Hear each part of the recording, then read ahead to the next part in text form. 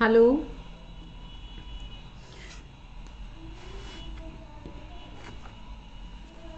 Good evening बच्चों। Hello.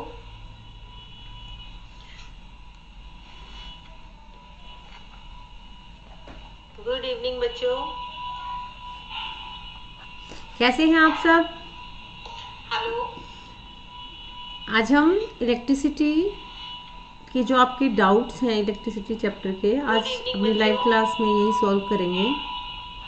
तो अगर आपको कोई भी डाउट रहता है तो आप फिर अपना आज हम इलेक्ट्रिसिटी के जो आपके डाउट्स हैं इलेक्ट्रिसिटी चैप्टर के आज अपनी लाइव क्लास में आप सभी मेरे को अपने अपने डाउट्स कमेंट बॉक्स में लिख के बता सकते हैं। जो भी आपके डाउट्स रहे हैं इस चैप्टर से रिगार्डिंग वो अभी हम सोल्व करेंगे। सबसे पहले आप मुझे बताइए कि आप सब ठीक हैं? आप लोगों को समझ में आया जो हमने इलेक्ट्रिसिटी प्लायोज किए? अगर किसी बच्चे का इस क्लास के अलावा कोई छोटा मोटा डाउट रह जाता है तो वो आप लास्ट में हमें अपना क्वेश्चन दे दीजिएगा। आप कमेंट बॉक्स में लिख दीजिएगा, मैसेज बॉक्स में, तो उसका आंसर मैं कर दूंगी। तो करें हम शुरू। Are you ready? Please thumbs up दीजिए अगर आप सभी रेडी हैं कि हम शुरू करें।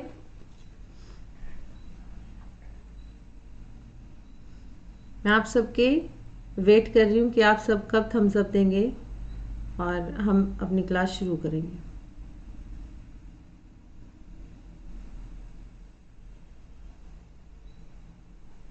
तो चलिए शुरू करते हैं।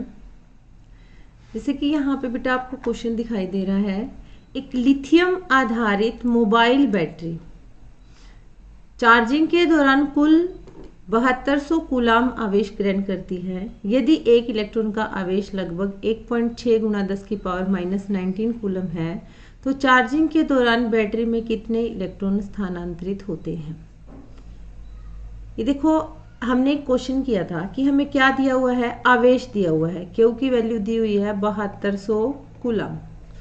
एक इलेक्ट्रॉन पर आवेश दिया है 1.6 इंटू 10⁻⁻19 कूलम। अब आपको निकालना है एन कितने हैं।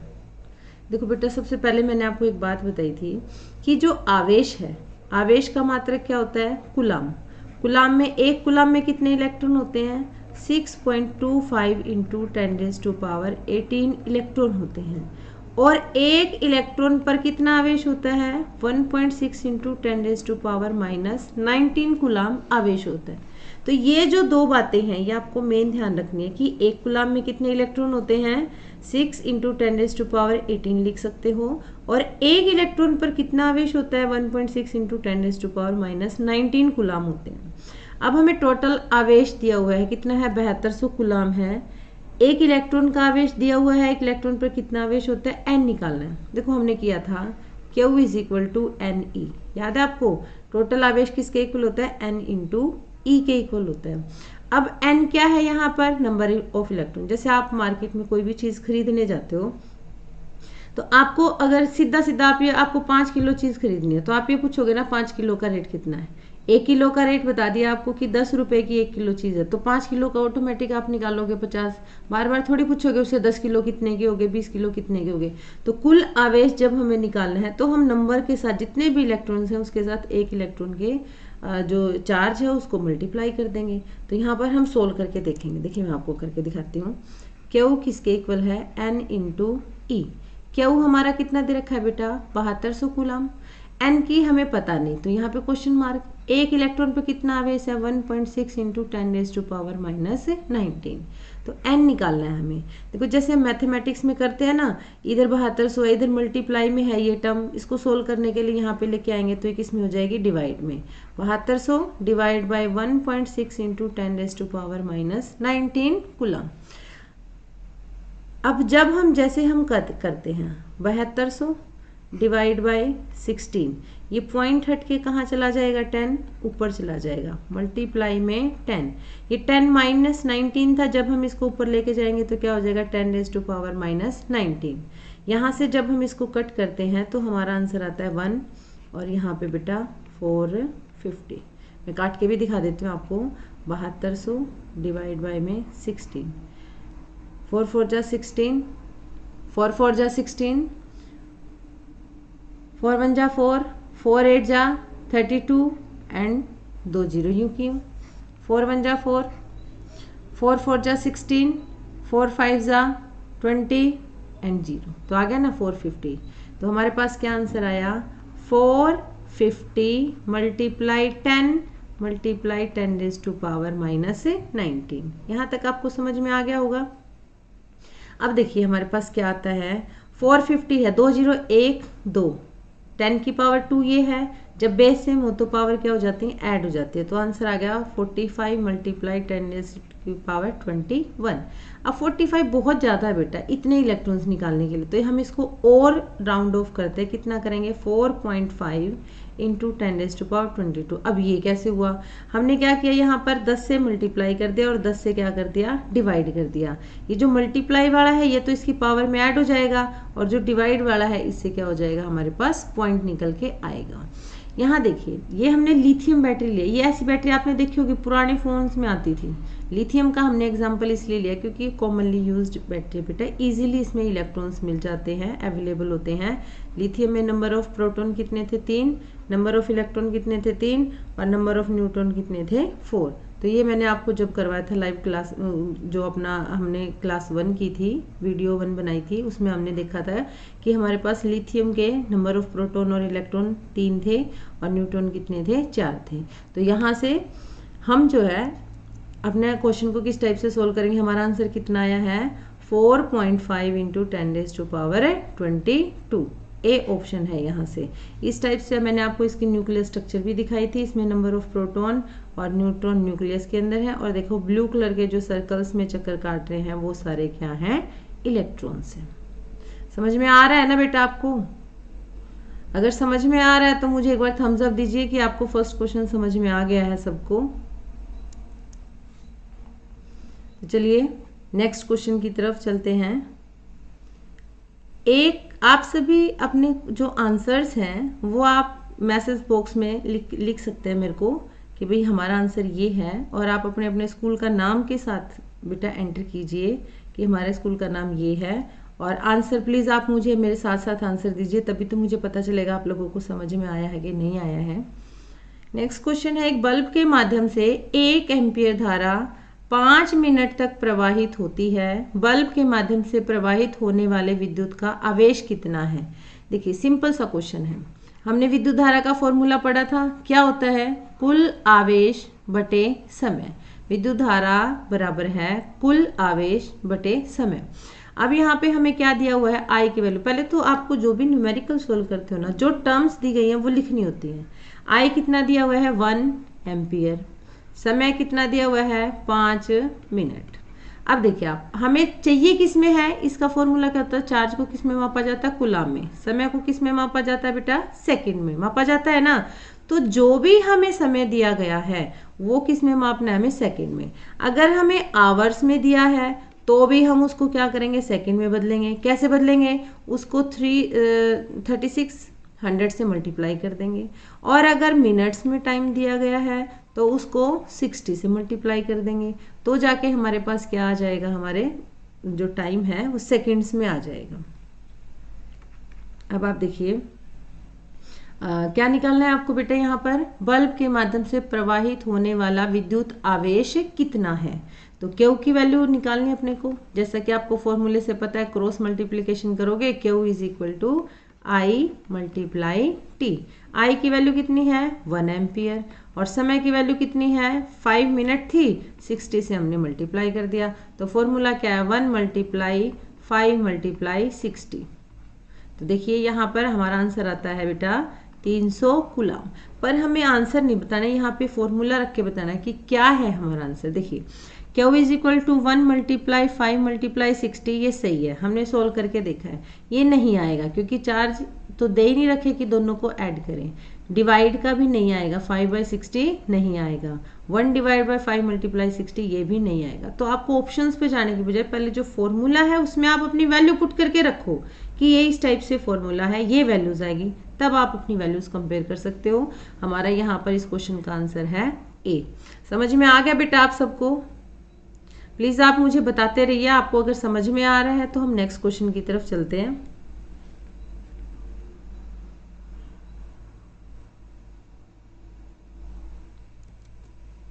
तो चलिए नेक्स्ट क्वेश्चन की तरफ चलते हैं। थैंक यू बेटा। पंकज राजपूत ए, खुशी ए, गजानन ए, नीलम, बिल्कुल सही, आप सही आंसर दे रहे हो बेटा।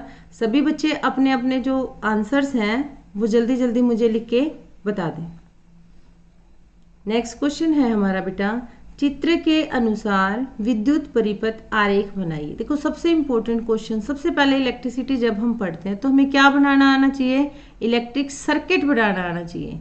और उस सर्किट को बनाने के लिए हमें क्या क्या चाहिए होता है, एक तो चाहिए होती है बैटरी, और कोई भी एलईडी बल्ब, और क्या होती है कि वायर चाहिए होती है, कॉपर वायर होगी, स्टील वायर होगी, एल्यूमिनियम वायर होगी। वो आपको पता है कि किसकी रजिस्टिविटी या रेजिस्टेंस कम होता है जिसको हम यूज़ कर सकते हैं। ऐसे वायर तो आयरन की भी होती है, पर यहाँ पर हम किसकी वायर यूज़ करते हैं बेटा, कॉपर वायर यूज़ करते हैं। आपको पता है ना कॉपर वायर यूज़ क्यों करते हैं, ये बेस्ट कंडक्टर है, इसका रजिस्टेंस कम होता है, और जिसका रजिस्टेंस कम होता है उसमें से करंट बहुत ज़्यादा फ्लो करता है। तो अब हम ये क्वेश्चन ध्यान से समझेंगे कि इसके लिए हमें विद्युत परिपथ आरेख बनाना है। यहाँ पे दिया हुआ है, देखो दो बैटरी हैं, इसी के अनुसार बनाना है हमें। ये वायर ली हमने, बैटरी लगाई, प्लस माइनस प्लस माइनस, फिर हमने यहाँ पे क्या किया हुआ है, यहाँ पे की लगाई हुई है, साथ में बल्ब लगाया हुआ है। अब ये देखिए आपका किससे मैच करता है, यहाँ मैंने ओपन की कर दी, पर यहाँ पे कैसी की है, क्लोज की है, क्योंकि बल्ब ग्लो कर रहा है। तो इसके लिए मुझे यहाँ पर एक क्या करना पड़ेगा, डॉट भी लगाना पड़ेगा। अब देखिए किससे मैच करता है, वेरी गुड बेटा, को आंसर डी इज राइट। बहुत सारे बच्चे आशु, सलोनी, प्रिया, सोहानी, अक्षित, बहुत अच्छे से आंसर दे रहे हो बेटा आप सब। तो ठीक है, आप लोगों को समझ में तो आ रहा है ना। तो अब हम नेक्स्ट क्वेश्चन करते हैं। इलेक्ट्रॉनों के प्रवाह और विद्युत धारा के प्रवाह में निम्नलिखित में से कौन सा कथन दोनों के बीच का सही अंतर दर्शाता है। इलेक्ट्रॉन का प्रवाह किधर से किधर होता है, देखो जब हमने इलेक्ट्रॉन को फ्लो करवाया तो इलेक्ट्रॉन कहाँ से कहाँ जाते हैं, नेगेटिव टू पॉजिटिव जाते हैं। पर मैंने एक बात कही थी, ये तो इलेक्ट्रॉन का फ्लो है, इलेक्ट्रॉन का प्रवाह है, कहाँ से कहाँ तक, माइनस से प्लस। यानी जो बैटरी हमने दिखाई थी, बैटरी बनाई थी, उसका बेटा एक सिरा माइनस था, एक क्या था, प्लस था। तो इलेक्ट्रॉन कहाँ से कहाँ जाते हैं, माइनस से प्लस, इधर से इधर कनेक्शन होगा जो भी हमारा, उसमें किधर से किधर जाएंगे, माइनस से प्लस जाएंगे। पर जो करंट है वो हमेशा इलेक्ट्रॉन की दिशा के विपरीत जाता है, हमेशा कहाँ जाता है, इलेक्ट्रॉन की दिशा के विपरीत। यानी किसकी दिशा में जाएगा, जो धनायन है, धनायन की दिशा में। धनायन नहीं बोल सकते हम, यहाँ पे प्रोटॉन बोलेंगे, मैं बोलूंगी प्रोटॉन। किसकी दिशा में जाएगा, प्रोटॉन की दिशा में करंट जाता है, यानी इलेक्ट्रॉन के अपोजिट जाता है। तो यहाँ से देखो पहला ऑप्शन देखिए, अब हम इलेक्ट्रॉन का प्रवाह हमेशा नकारात्मक से सकारात्मक दिशा में होता है, बिल्कुल सही है। जबकि विद्युत धारा भी नकारात्मक से सकारात्मक दिशा में बहती है, ये पॉइंट यहाँ पर क्या हो गया, गलत हो गया। इलेक्ट्रॉन का प्रवाह हमेशा नकारात्मक से सकारात्मक दिशा में होता है, जबकि विद्युत धारा हमेशा सकारात्मक से नकारात्मक दिशा में बहती है। देखो ये नेगेटिव टू पॉजिटिव हो गया, और विद्युत धारा हमेशा पॉजिटिव टू नेगेटिव, ये दोनों पॉइंट क्या है, सही है। थर्ड में देखते हैं हम, कुछ और दिया गया हो इसमें, इलेक्ट्रॉन का प्रवाह हमेशा सकारात्मक से नकारात्मक दिशा, ये यहीं पर गलत हो गया। विद्युत धारा हमेशा नकारात्मक से सकारात्मक दिशा में होती है, ये सही है। जबकि इलेक्ट्रॉन का प्रवाह, नहीं ये गलत है बेटा, विद्युत धारा हमेशा, विद्युत धारा भी गलत है, ये पॉजिटिव टू नेगेटिव जाती है, और ये उल्टा लिख रखा है। यहाँ पर तो आना था हमारा विद्युत धारा, और यहाँ पर हमारा आना था हमारा इलेक्ट्रॉन्स। तो इस टाइप से आपको सारे ऑप्शंस पढ़ के देखना है। वेरी गुड, सभी अच्छे से आंसर कर रहे हैं। हर्षित है, जनार्दन है, गजानंद है, सतपाल है, कन्हैया है, वेरी गुड बेटा, आप सही आंसर कर रहे हो। Correct answer will be B, हमारा करेक्ट आंसर क्या होगा, बी होगा। तो इसी टाइप से आगे हम करके देखते हैं कि हमें क्या सारे क्वेश्चन सही से समझ में आ गए, हमें क्या करना है। माइनर सी मिस्टेक कर देते हो आप हर एक क्वेश्चन में। अब देखो एक रीजनिंग अजर्शन है, आजकल आपके पेपर में ना एक अलग से क्वेश्चन डालते हैं, एक रीजनिंग और अजर्शन का एक क्वेश्चन जरूर आता है। अभिकथन का मतलब क्या होता है कि एक स्टेटमेंट दी गई है ये, ठीक है। असर्शन है, माना गया किसी चालक के क्रॉस सेक्शन से इतने इलेक्ट्रॉन का प्रति सेकंड प्रवाह 1 एम्पियर की विद्युत धारा का निर्माण करता है। ये आपको पता है, मैंने बताया था ना, 1 कूलम चार्ज में कितने इलेक्ट्रॉन्स होते हैं, 6.25 इंटू 10⁻18 यानी 6.25 गुना 10 की शक्ति 18 इलेक्ट्रॉन्स होते हैं। क्रॉस सेक्शन क्या होता है, जैसे कोई भी वायर होगी ये, है ना, क्रॉस सेक्शन होता है, इसका ये एरिया जहां से इलेक्ट्रॉन्स क्रॉस करते हैं, वो एरिया जहां से कोई भी चीज फ्लो करती है। इलेक्ट्रॉन का प्रति सेकंड प्रवाह, 1 सेकंड में जितने इलेक्ट्रॉन्स यहाँ से क्रॉस कर रहे हैं, यानी वो कितने इलेक्ट्रॉन्स हैं, 6.25 गुना 10 की पावर 18 इलेक्ट्रॉन्स हैं। और 1 इलेक्ट्रॉन पर कितना आवेश है, 1.6 गुना 10 की पावर 19। जबकि देखो मैंने आपको बताया था 1 कूलम चार्ज में कितने इलेक्ट्रॉन होते हैं, 6.25 गुना 10 की शक्ति 18 होते हैं। और 1 इलेक्ट्रॉन पर कितना आवेश होता है, 1.6 गुना 10 की पावर -19 कूलाम होता है। यहाँ पे देखो क्या डिफरेंस है, यहाँ -19 है, यहाँ पर क्या दिया हुआ है, +19 दिया हुआ है, यहाँ भी क्या दिया हुआ है, +19 दिया हुआ है। इंग्लिश में, हिंदी में जब हम पढ़ते हैं तो यहाँ पर हमारी ये चीज़ क्या होगी, गलत होगी। आर हमारा गलत है, ए हमारा सही है। अब इसके अनुसार आप ऑप्शन देखो, दोनों ए और आर सही है क्या, बताइए आप लोग।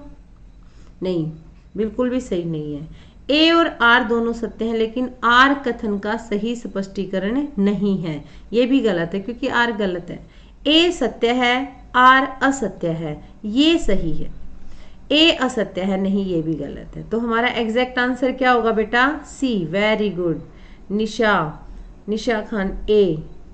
नहीं बेटा, ए नहीं आएगा इसका आंसर, इसका एग्जैक्ट आंसर क्या आएगा, सी आएगा। किशन बेटा इसका आंसर सी आएगा, क्योंकि ए क्या है हमारा, सत्य है, और आर क्या है, असत्य है। दोनों सही नहीं है, सिर्फ एक माइनस का डिफरेंस है, 10 की पावर -19 होता है। ये यहाँ पर कितना दे रखा है, 10 की पावर 19 दे रखा है। इस माइनस से ही बहुत डिफरेंस पड़ जाता है, क्योंकि 10 की पावर -19 का मतलब क्या है, 1/10 की पावर 19, और यहाँ पर 10 की पावर 19 का मतलब क्या है, सीधा गुणा में 10 की पावर 19, यानी 10 को 19 बार गुणा किया, इसमें क्या किया, डिवाइड किया।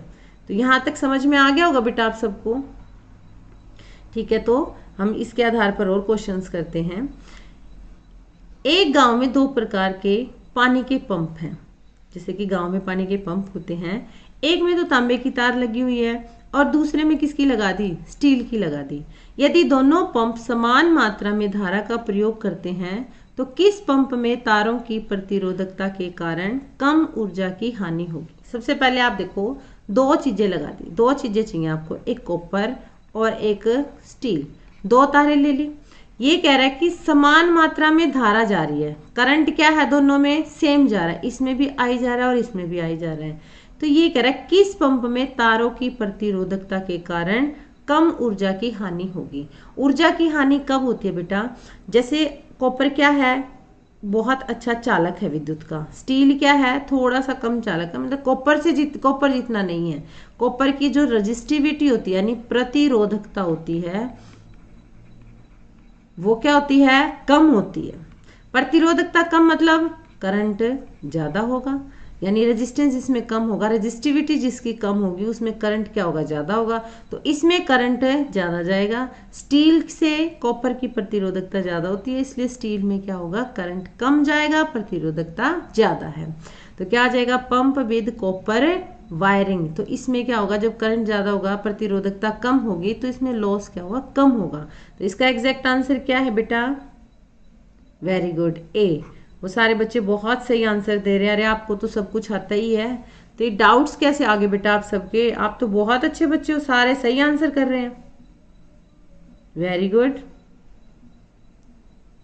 सचिन, गजानन, सलोनी, वेरी गुड बेटा, बिल्कुल सही से आंसर कर रहे हो आप सब।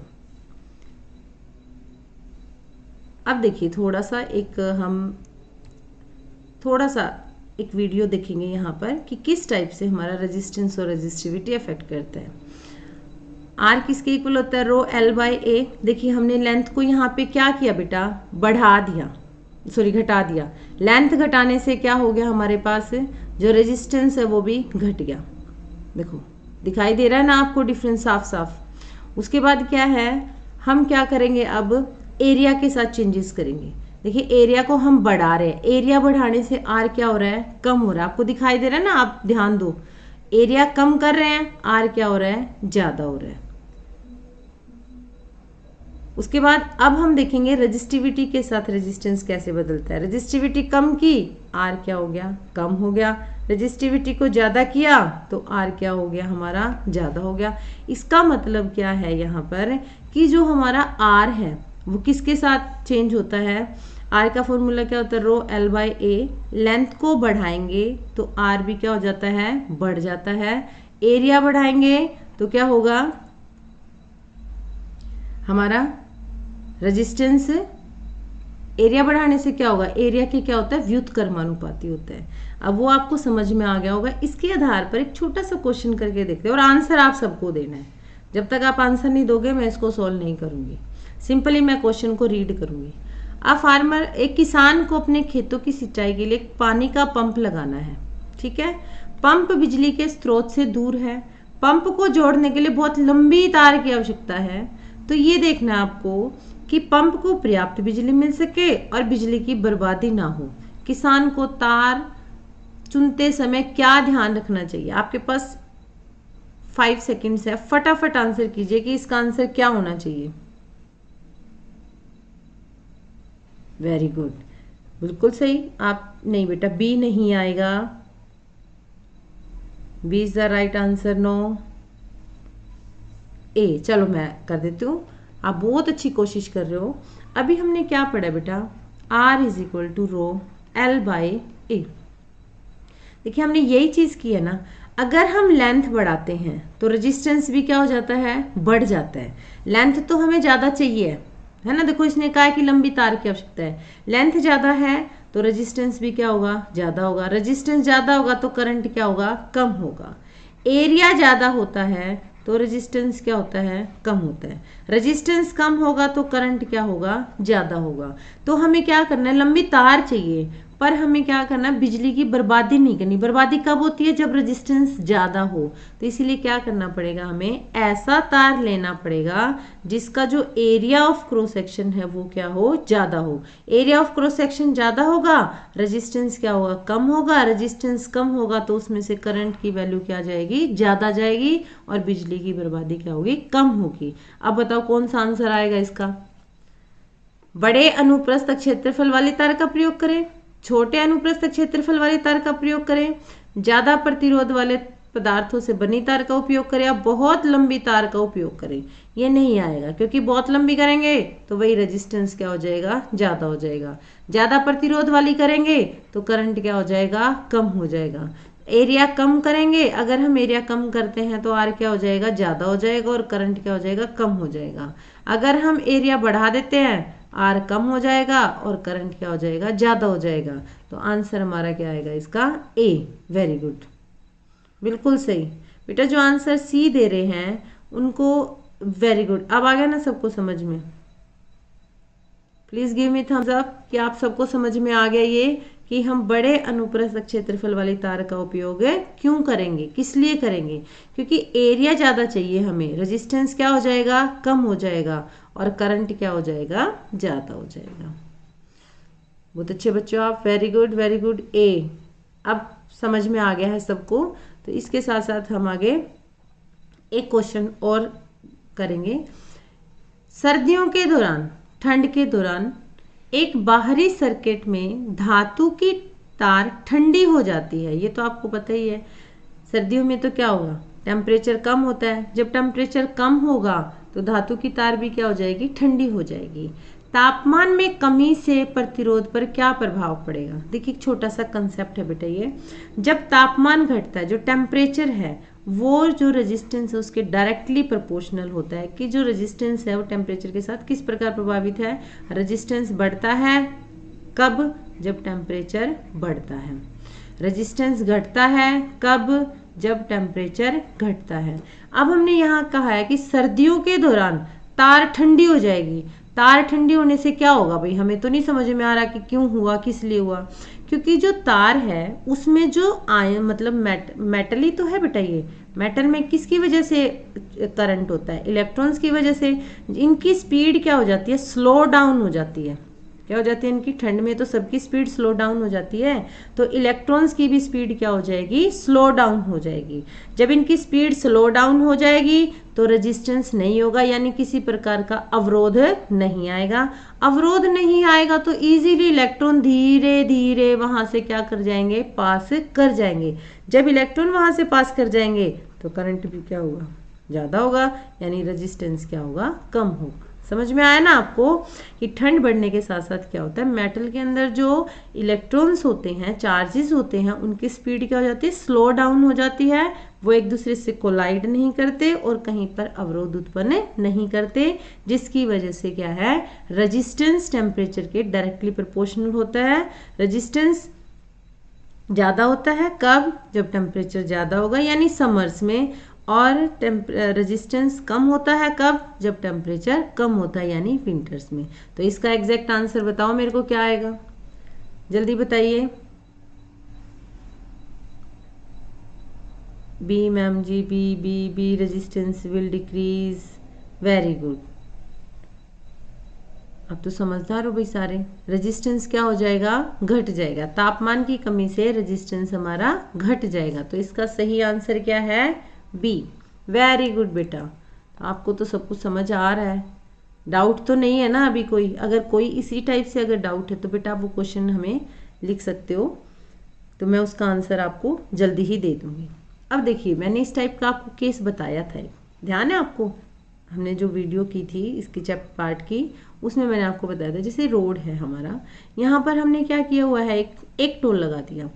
यहाँ पर भीड़ लगी हुई है, देखिए गाड़ियां एक एक करके ही गाड़ी जाएगी, ठीक है। ये टोल वाला क्या था? परेशान हो गया कि भाई इसको ज्यादा अमाउंट लेना पड़ा, गाड़ियां भी ज्यादा, तो इसने शिकायत की मैं इतना पैसा नहीं संभाल पा रहा हूँ। इसने क्या किया फिर? जो मालिक है उसने 2 टोल लगा दिए। 2 लगाने से भी क्या हुआ? जो गाड़ी के लोग हैं, गाड़ी में बैठे लोग हैं, उनको प्रॉब्लम होगी, उनको क्या करना पड़ा? अब 2 टोल पे रुकना पड़ा। पर यहाँ पे आप देखो ना, एक टाइम में तो एक ही गाड़ी निकल रही है ना, 3 कर दिए भाई, अमाउंट घटा दिया, और भी दिक्कत आई। मतलब उनको ये लगा कि चलो और टोल क्या कर देते हैं? बढ़ा देते हैं। तो उन्होंने जब टोल को बढ़ाया, प्रॉब्लम तो सेम थी। आप 1 कर दो, 2 कर दो, 3 कर दो, 4 कर दो। अगर आपने रोड के इस प्रकार से अरेंजमेंट किया तो क्या हो जाएगा? जाम तो वही का वही है। एक गाड़ी को बहुत ज्यादा बार क्या करना पड़ेगा? रुकना पड़ेगा, इसमें लॉसेस बहुत होंगे। हम क्या करते हैं, जो टोल है हमने इसको रेजिस्टेंस से क्या कर दिया? रिप्लेस कर दिया। अगर हम किसी भी, जैसे हम सुबह प्रेयर में लाइन बनाते हैं, जो जितनी भी रोज होती हैं, रोज बनाते हो ना आप ऐसे, पहला बच्चा है, ये पहला बच्चा है, ये पहला बच्चा है, ये पहला बच्चा है, ये पहले बच्चे का लेफ्ट है, ये उसका राइट है, ये उसका लेफ्ट है, ये उसका राइट है, ये उसका लेफ्ट है, ये उसका राइट है, ये लेफ्ट है, ये राइट है। हर बच्चे का एक लेफ्ट राइट होता है। अगर हम क्या करें, बच्चों को ये कह दें कि इस टाइप से हाथ पकड़ो आप अपने, लेफ्ट राइट, एक बच्चा दूसरे बच्चे का हाथ पकड़ेगा, left to right, left to right, तो ये कौन सा कॉम्बिनेशन होगा बेटा? ये सीरीज कॉम्बिनेशन माना जाता है। जब हम किससे कनेक्ट करते हैं? लेफ्ट को राइट से कनेक्ट करते हैं, तो कौन सा कॉम्बिनेशन होता है? ये सीरीज कॉम्बिनेशन होता है। थोड़ा सा इसको ध्यान से समझोगे ना तो आपको सीरीज और पैरेलल का डिफरेंस समझ में आ जाएगा कि सीरीज और पैरेलल में क्या डिफरेंस है।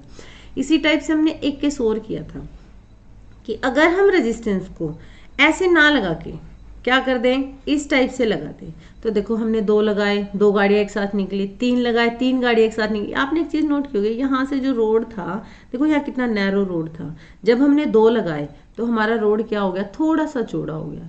3 टोल लगाए, रोड थोड़ा सा और चौड़ा हो गया। 4 लगाए तो बिल्कुल ही क्या हो गया? पैरेलल रोड हो गया, जैसे कि हमारा होता है। देखो कितना सुंदर भी लग रहा है, कोई भीड़ भड़ाका नहीं है, इजीली गाड़ियां निकल रही है, कोई अवरोध उत्पन्न नहीं हो रहा है। तो ये कौन सा कॉम्बिनेशन है? पैरेलल। मैं आपके प्रेयर के एग्जांपल से लेके बताती हूँ। जैसे ये लाइन है, इसमें ये पहला बच्चा हो गया, एक सेकेंड, ये पहला बच्चा हो गया, ये दूसरा बच्चा हो गया, ये तीसरा बच्चा हो गया, ये चौथा हो गया, ये पांचवा हो गया, ये अलग अलग लाइनें हैं, ठीक है। जब हमने सीरीज कॉम्बिनेशन किया तो हमने इस टाइप से कनेक्ट किया। अब हम पैरेलल करेंगे, ये पहले बच्चे का लेफ्ट, ये दूसरे का लेफ्ट, ये तीसरे का लेफ्ट, ये पहले का राइट, दूसरे का राइट, तीसरे का राइट। एक ही लाइन से बता देती हूँ।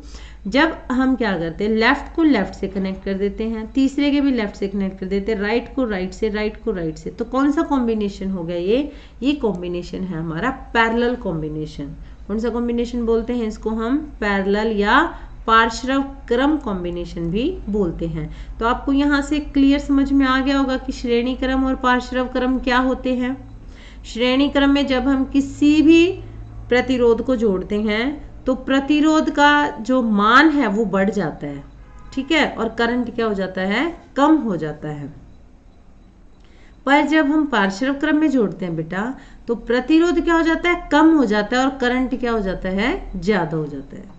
तो इसके आधार पर अब हम एक छोटा सा क्वेश्चन करेंगे। दीपू ने दिवाली पर एलईडी झालर लगाई। एलईडी झालर तो आपने देखी होगी ना, जैसे एक बल्ब हो गया, ये झालर सी होती है एलईडी। अब आप देखो लगाओ भी गए 1-2 दिन में। हमारी दिवाली कब की है? दिवाली बेटा 30 या 31 की दिवाली है हमारी। उस दिन हम क्या करेंगे? ऐसे लड़ियां लगाएंगे ना, और आप सभी लड़ियां लगाओगे। फिर आप देखोगे, लगा के देखोगे कौन सी जो हमारी लड़ी है, एलईडी की झालर है, वो जल रही है, कौन सी नहीं जल रही है। कई बार क्या हो जाता है? फ्यूज हो जाती है। क्या उसके सारे बल्ब फ्यूज होते हैं? नहीं, सारे बल्ब तो फ्यूज नहीं होते बेटा। कोई भी एक भी बीच देखो, जब हम 1-2 क्रम में जोड़े, हमने एक श्रेणी क्रम में जोड़ा हमने, और एक कौन से क्रम में जोड़ा? पार्श्व क्रम में। इसमें दोनों में एक ही डिफरेंस है। श्रेणी क्रम में क्या है? जैसे एलईडी होगी, अगर इसमें से बीच में से ये बल्ब बाय चांस किसी भी रीजन से ये बल्ब क्या हो गया? खराब हो गया, तो अगले सारे बल्ब नहीं जलेंगे। जैसे हम घरों में करते हैं ना, तो घरों में क्या होता है कि अगर हम श्रेणी क्रम में सारी चीजों को जोड़ते हैं, अगर हमारी लाइट खराब होगी तो हमारा ना पंखा चलेगा, ना हमारा एसी चलेगा, ना हमारा टीवी चलेगा, कुछ भी नहीं चलेगा। श्रेणी क्रम की ड्रॉबैक है कि अगर उसमें से जो अवयव कनेक्टेड है उनमें से एक भी खराब हो जाता है तो बाकी कोई भी नहीं जलेगा। पार्श्व क्रम में क्या होता है? एक खराब हो जाए कोई बात नहीं भाई, तू खराब रहे, नेक्स्ट क्या है? जलते रहेंगे। पार्श्व क्रम में कोई फर्क नहीं पड़ता। तो आपने देखा होगा कि हमारे घरों में जो कॉम्बिनेशन होता है बेटा, वो कौन सा कॉम्बिनेशन होता है? पार्श्व क्रम कॉम्बिनेशन होता है। कि भाई अगर लाइट में कोई फॉल्ट आ गया तो सिर्फ लाइट ही प्रभावित होगी, पंखा प्रभावित नहीं होगा, टीवी प्रभावित नहीं होगा, या घर के जो अदर उपकरण हैं हमारे, जैसे कि फ्रिज हो गया, मोबाइल चार्जर हो गया, ये प्रभावित नहीं होते। अब लड़ी है, इनमें से अगर एक बल्ब खराब हो जाता है तो क्या ये लड़ी जलेगी? बताओ, जलेगी क्या? ये केवल कुछ बल्ब जलेंगे? नहीं बेटा, कुछ बल्ब कैसे जलेंगे? जब आप एक लड़ी को लगा रहे हो, आपने कभी देखा कि आधी लड़ी जल रही है आधी नहीं जल रही है? ऐसा तो नहीं होता। ये ऐसा इसलिए हो सकता है कि आप इस बल्ब को हटा दो और इन वायर्स को डायरेक्ट कनेक्ट कर दो तो कि करंट डायरेक्ट यहाँ पर चला जाएगा इससे।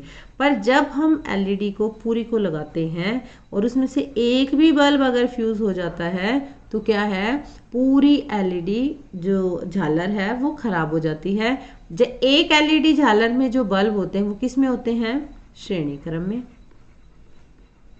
परंतु जब हम कई एलईडीज लगाते हैं, ऐसी कई मतलब एलईडी जो हैं, लड़ी बोलते हैं हम, तो लड़ी बोलते हैं कि लड़ियां लगा दो दिवाली के लिए, जो बहुत सारी हम एलईडी झालर बोलते हैं, झालर लगा दो। तो वो जो झालर होती है, अलग अलग झालर किस में होती है? कौन से कॉम्बिनेशन में होते हैं बेटा? पार्श्व क्रम में होते हैं। कि अगर जैसे ये वाली झालर खराब हो गई तो ये 3 तो जलती रहेंगी यूं की। और श्रेणी क्रम में क्या है कि एक झालर में से एक भी बल्ब खराब हो गया तो वो झालर नहीं जलेगी। तो यहाँ पर आप मुझे आंसर बता सकते हो इसका? सभी बल्ब जलते रहेंगे? नहीं, बिल्कुल भी नहीं, सभी बल्ब बंद हो जाएंगे। वेरी गुड, आप आ गए ना। डिम लाइट का क्या मतलब होता है? डिम लाइट का मतलब बेटा यही होता है, जब हम श्रेणी क्रम में जोड़ते हैं ना, श्रेणी क्रम में जोड़ते हैं किसी भी चीज को, श्रेणी क्रम में जोड़ने का मतलब क्या है कि जब आपने एक अपरेटस को जोड़ दिया, ठीक है, किसी में भी डिम आ रही है, क्योंकि वो लाइट क्या हो जाती है? इक्वली डिस्ट्रीब्यूट हो जाती है सब में। तो जब डिस्ट्रीब्यूट होगी तो ऑब्वियस सी बात है वो क्या होगी? कम हो जाएगी। B B B B B, very good.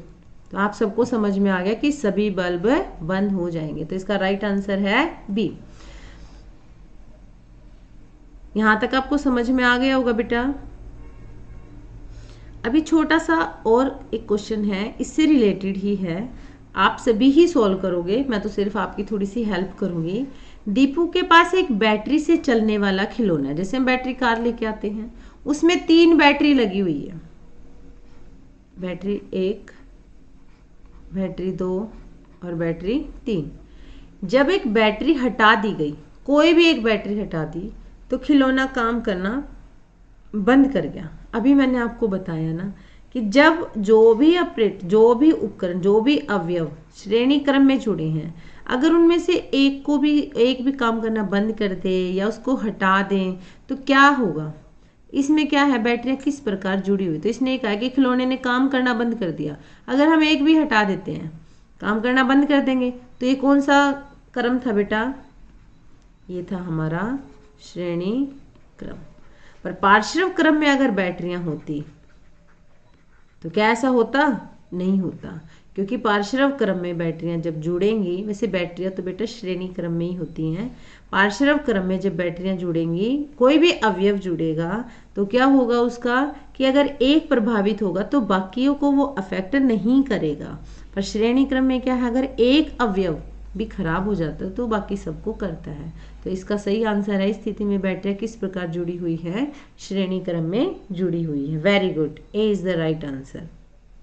Manish, लता, मुस्कान, वेरी गुड बेटा, आप सब बहुत अच्छा आंसर कर रहे हो। बड़ा अच्छा लग रहा है आपके आंसर्स देख के। Very good. A B B B B नहीं आएगा बेटा, बी नहीं।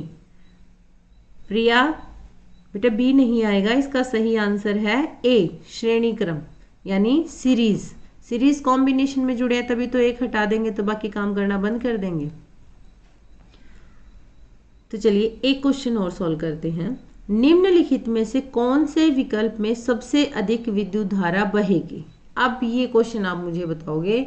जैसे कि ये बल्ब आपको दिखाई दे रहा है, देखो सबसे पहले हम क्या देखेंगे, बैटरी देखेंगे। इसमें 12 वोल्ट की बैटरी है, बी में भी 12 वोल्ट की बैटरी है, सी में भी 12 वोल्ट की बैटरी और डी में भी 12 वोल्ट की बैटरी है।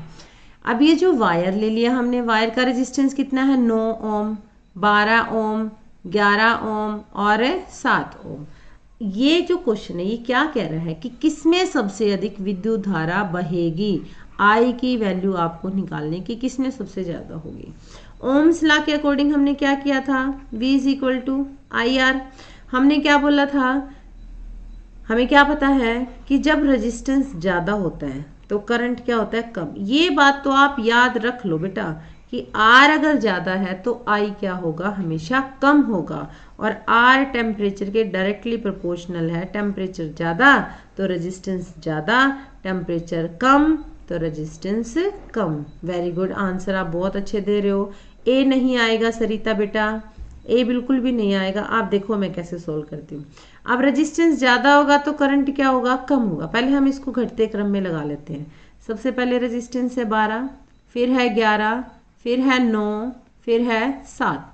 सबसे कम जो रेजिस्टेंस है ना, जितना रेजिस्टेंस कम होगा विद्युत धारा की वैल्यू उतनी ही क्या होगी, ज्यादा होगी।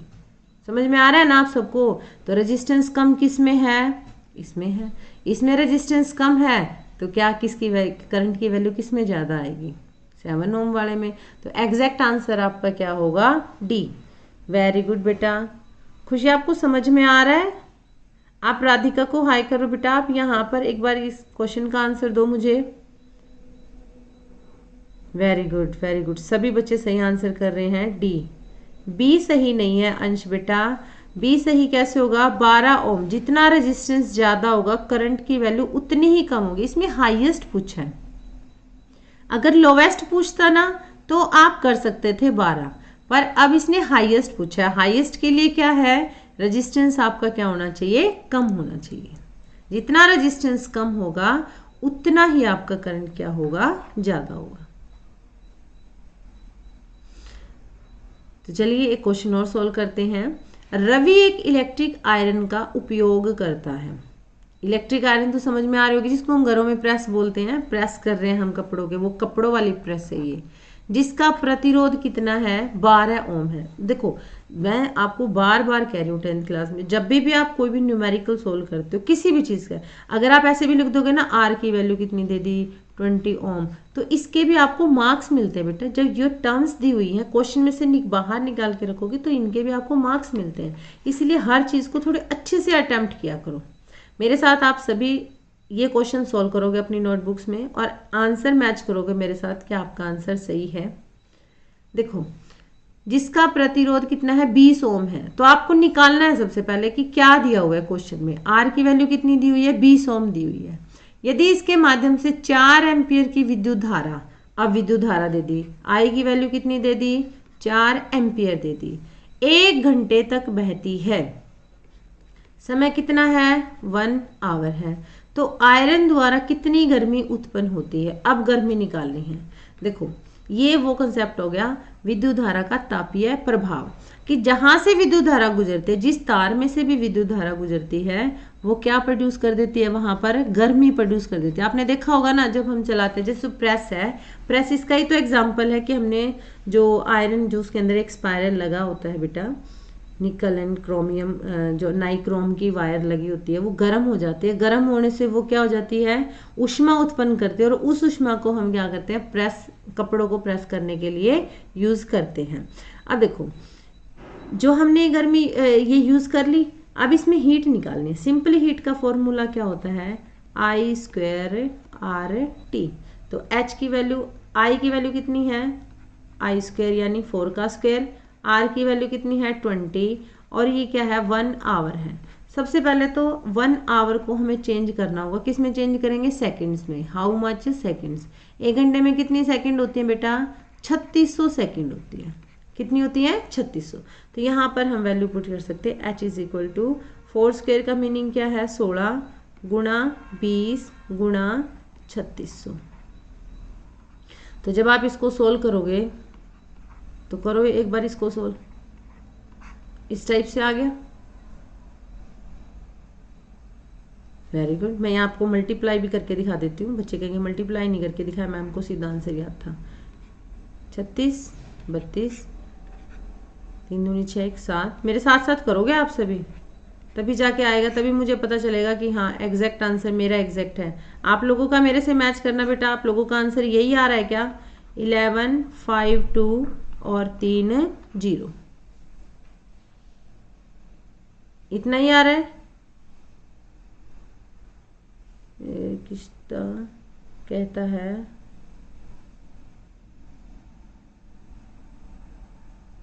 यानी मेरा आंसर आप लोगों के साथ मैच हो रहा है, तो आप लोग सही हो, मतलब मैं भी सही हूं, मेरे को भी ये सही लग रहा है कि मेरा सही आंसर आ रहा है। Very good. Manpreet Chauhan, very good बेटा।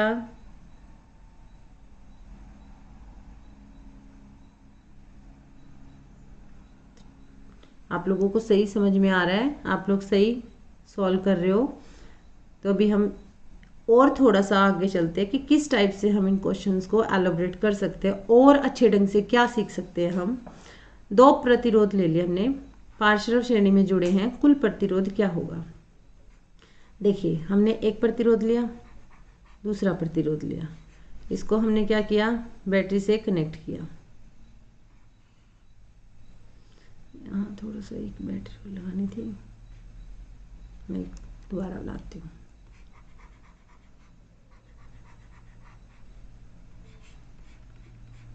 मैंने 2 रेजिस्टेंस लिए, R1 R2, यहाँ मैंने बैटरी ली, कुछ वोल्ट की है, जो भी वोल्ट दिया होगा, यहाँ से आई करंट फ्लो कर रहा है। जब हम सीरीज में जोड़ते हैं, सीरीज में जब हमने जोड़ा तो क्या सेम रहता है बेटा, करंट रहता है सेम और पोटेंशियल होती है डिफरेंट। जब हम पैरेलल में जोड़ते हैं तो करंट रहता है डिफरेंट और वी क्या रहती है सेम। पैरेलल के लिए कॉम्बिनेशन हम इस टाइप से करते हैं,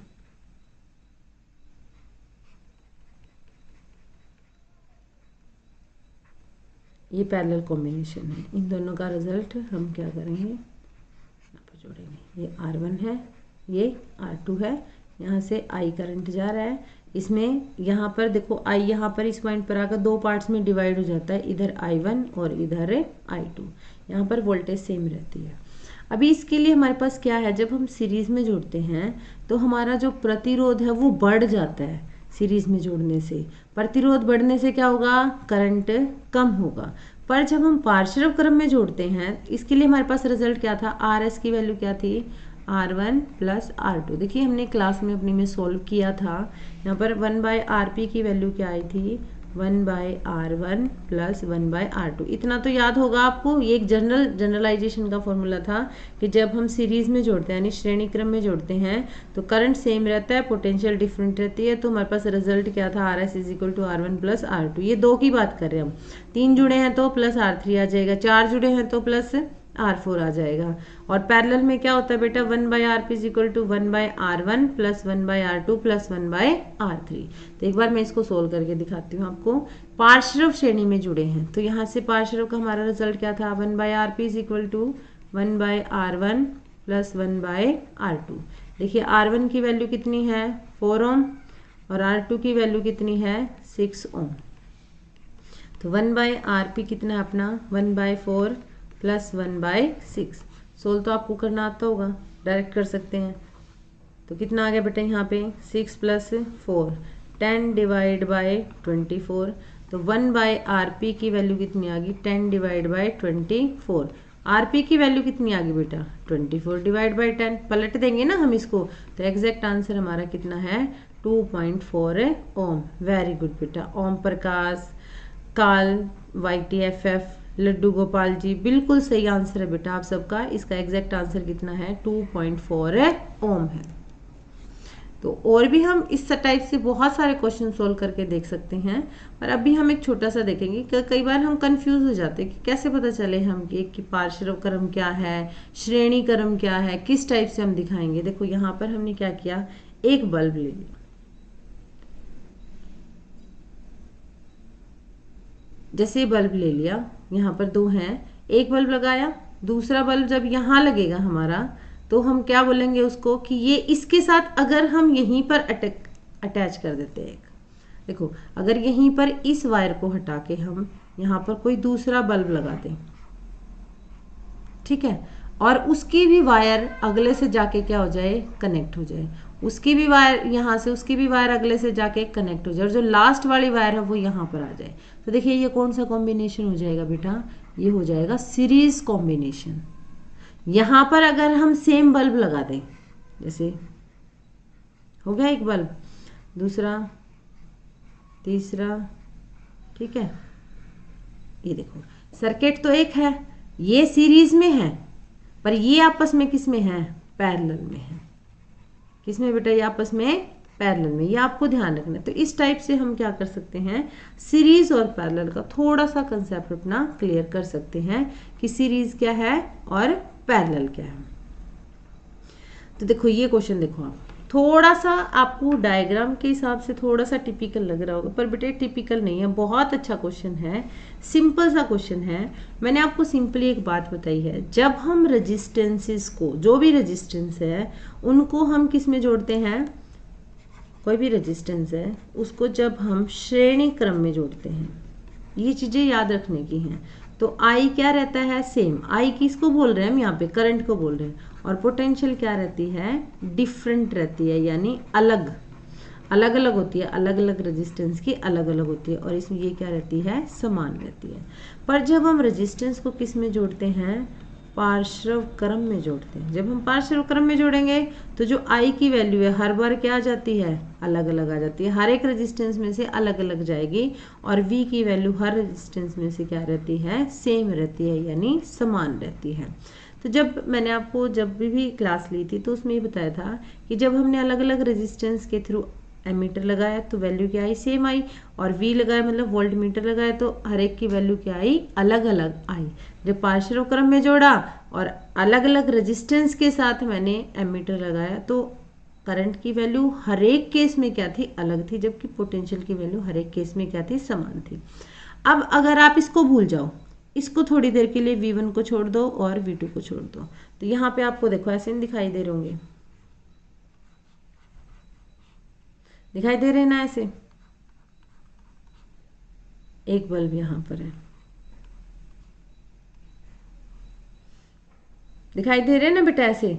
तो देखो ये यहाँ पर क्या है, दोनों किस में है, ये पैरेलल कॉम्बिनेशन है, ये बल्ब 1 और ये बल्ब 2। देखो ये दोनों किस में बेटा, पैरेलल में है। पैरेलल में क्या रहता है, पार्श्व क्रम में क्या रहता है, करंट तो होता है अलग अलग और पोटेंशियल क्या रहती है, सेम। अब हमारा क्वेश्चन पढ़ते हैं हम। नीचे दिखाए गए विद्युत परिपथ पर आधारित प्रश्नों के उत्तर दीजिए। चारों बल्ब एक जैसे, अच्छा एक बल्ब इधर भी लगाया हुआ है, बल्ब 3, यहाँ एमीटर लगाया हुआ है।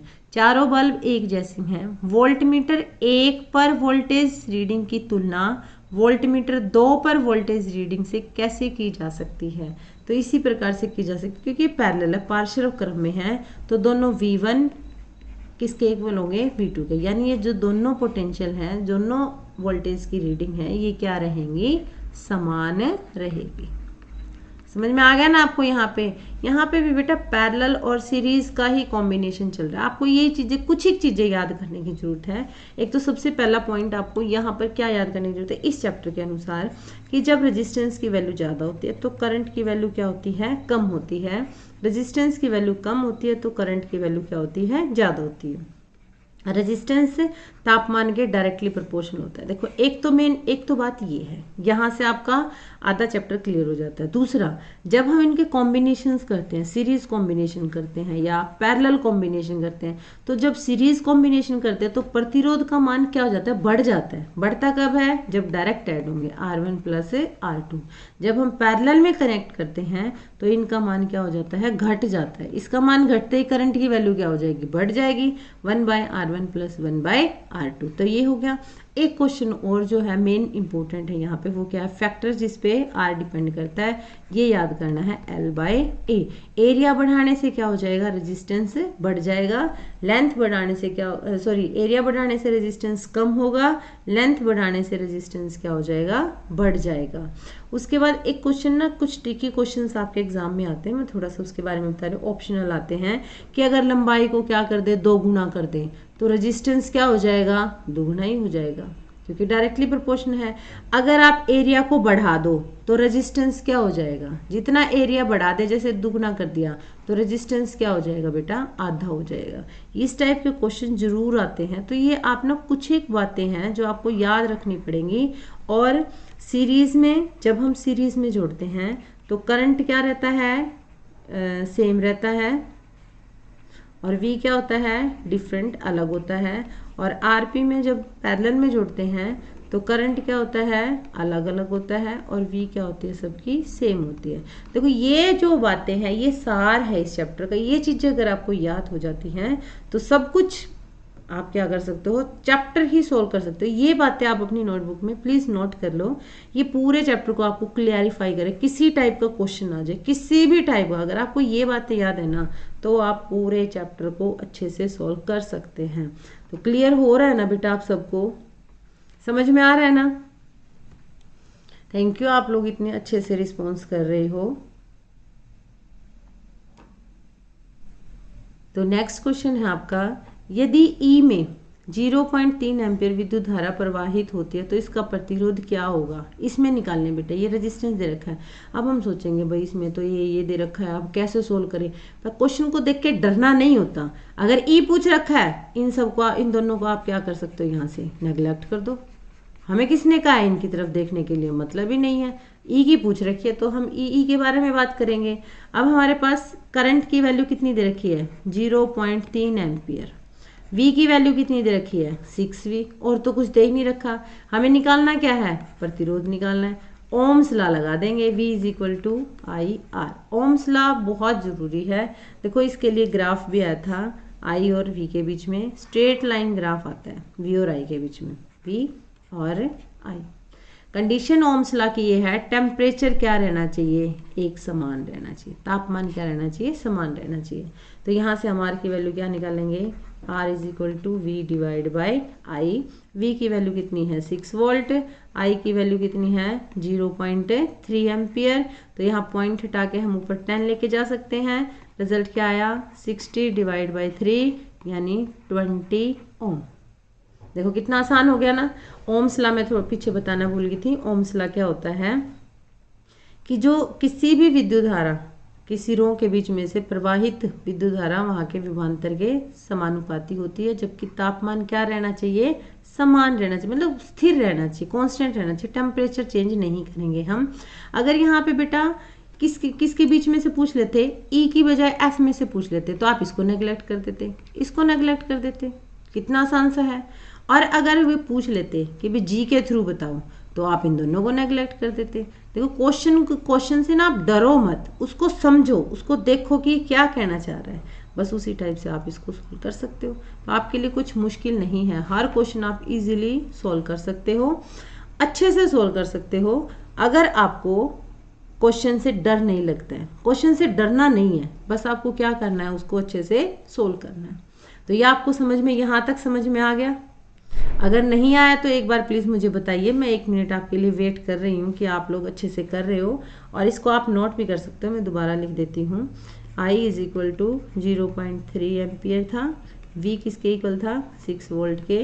देन R हमें नहीं पता था, V equal to IR, R की वैल्यू क्या आ गई बेटा, V divide by I, 60/3 divide करेंगे तो कितना आ गया, 20 ओम। ये सब ने नोट कर लिया आपने?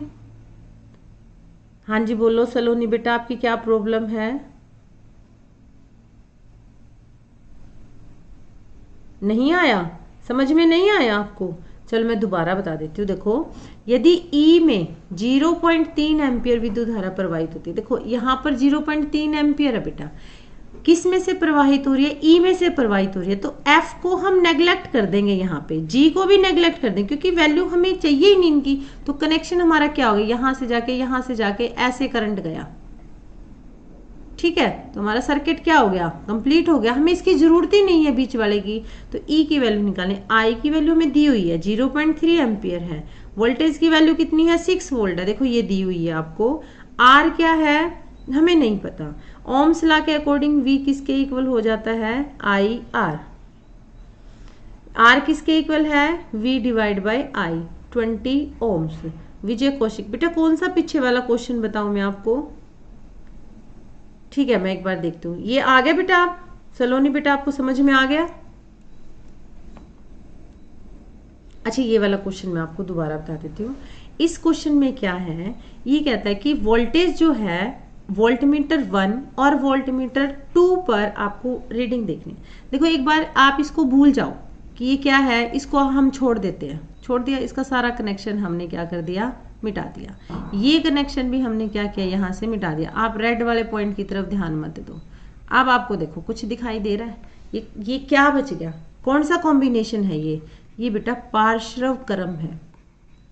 कौन सा है ये, पार्श्व क्रम है। अभी मैंने पार्श्व क्रम में आपको एक बात बताई है कि जो आई है वो क्या होता है, अलग अलग के थ्रू, अलग अलग जो भी आपका अवयव लगा हो, जैसे बल्ब लगा है, कोई भी रेजिस्टेंस लगा है, तो करंट की वैल्यू क्या रहती है, अलग होती है, और V की वैल्यू क्या रहती है, समान रहती है, ठीक है। तो पार्शियल क्रम में जोड़ दिया जब हमने, तो अब V1 क्या है, इसके साथ अटैच है, V2 भी क्या है, बल्ब B2 के साथ अटैच है बेटा, तो V की वैल्यू क्या रहेगी, वहां पे समान रहेगी।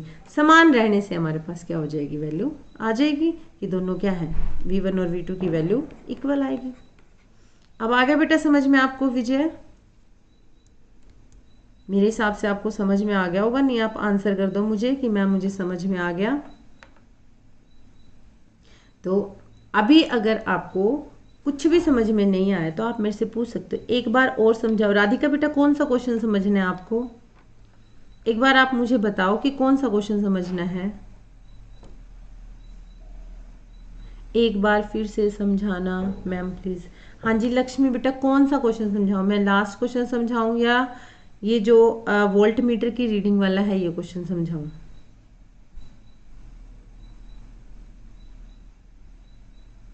चलो मैं एक बार दोनों क्वेश्चन दोबारा रिपीट करवा देती हूँ। यहां से आप देखो, मैं बार बार आपको कह रही हूँ, एक बार आप इसको छोड़ के देखो, ये छोड़ दिया मैंने, इसको छोड़ दिया, इसको रेड कर दिया, इसको देखो, इसको यहां से काट दिया, आप रेड पोर्शन पे ध्यान ना दो। अब आपको देखो ये कौन सा कॉम्बिनेशन दिखाई दे रहा है,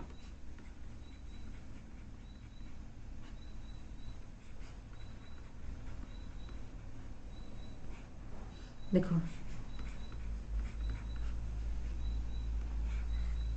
ये R1 होता है, ये R2 होता है, ये कौन सा कॉम्बिनेशन होता है, ये होता है बेटा पार्श्व क्रम, ये पार्श्व क्रम होता है। इसमें हम क्या कर सकते हैं, जब हम पार्श्व क्रम में देखते हैं तो दो चीजें याद रखनी है। जो रेजिस्टेंस R1 और R2 है, इनके थ्रू जो करंट है, विद्युत धारा है, वो क्या रहती है, समान। इसका मतलब R1 के थ्रू भी नहीं, मैं थोड़ा सा गलत बता रही हूँ, ये श्रेणी क्रम की बता दी मैंने आपको। पार्श्व क्रम में जो I है वो दोनों में क्या रहती है, अलग अलग। R1 के थ्रू जाएगी I1 और इसके थ्रू जाएगी I2। देखो ये बड़ी क्लासेस का कंसेप्ट है, मैं थोड़ा सा आपको यहाँ बताती हूँ। जैसे वायर है, यहाँ से जा रही है, विद्युत धारा गई तो अलग अलग होगी। इस पॉइंट पर आकर विद्युत धारा क्या हो जाती है, अलग हो जाती है। कुछ इधर जाती है, कुछ इधर जाती है। जब बाहर आती है तो इधर से भी कुछ आती है, इधर से भी कुछ आती है, वो आई ही निकल कर आती है। तो इसीलिए क्या है, विद्युत धारा दोनों रेजिस्टेंस के थ्रू अलग अलग रहेगी, जबकि पोटेंशियल क्या रहेगी, सेम, यानी वोल्टमीटर की रीडिंग क्या रहेगी, सेम रहेगी।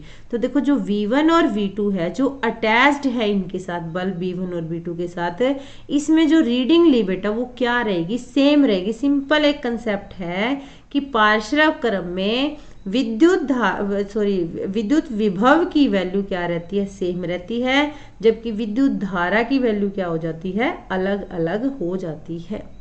ठीक है, श्रेणी क्रम में जोड़ते हैं तो I की वैल्यू, यानी I क्या है, यहाँ पर विद्युत है बेटा, विद्युत धारा का मान, ठीक है, वो रहता है समान।